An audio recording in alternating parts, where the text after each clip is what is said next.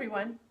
So another topic that I think is worth discussing is probably drinks. A lot of people struggle with this idea of what to drink if it's not just water. So obviously water is your great choice, it's your best first choice, and you should drink as much of it as possible. But of course, if you're going out and you want something a little bit more sociable, I'm the first to, I'm not a big booze drinker, but I'll certainly, if I want something refreshing, it's likely that I'll do maybe some sparkling water mixed with a bit of apple tizer or grape tizer, and I'll mix the two, preferably a little bit more sparkling water than tizer, but that makes quite a good social drink. If I drink booze, it'll be red wine, so we're not worrying too much about the booze side of things. Of course, you know that is a high sugar. Generally, alcohol is fairly high sugar, things like your wines and your beers. So if you can stick to spirits, that would be better. Those are lower in sugar.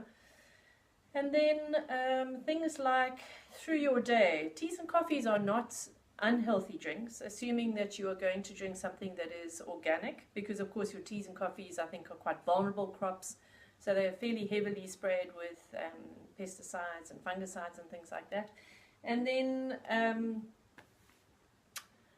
you could go and do something like, one of the things that I'll do is maybe do a pot of rooibos tea, and then I'll add, or some kind of herbal tea, and then add stevia and maybe ice, and maybe squeeze half a lemon or an orange or something into that. So you can make your own kind of drink fairly easily. What else would I recommend? Yeah, teas and coffees, again, if I come back to those, really it's what you put in them, as well as whether they're organic or not, that's going to be important. So try not to throw a lot of sugar and milk into them.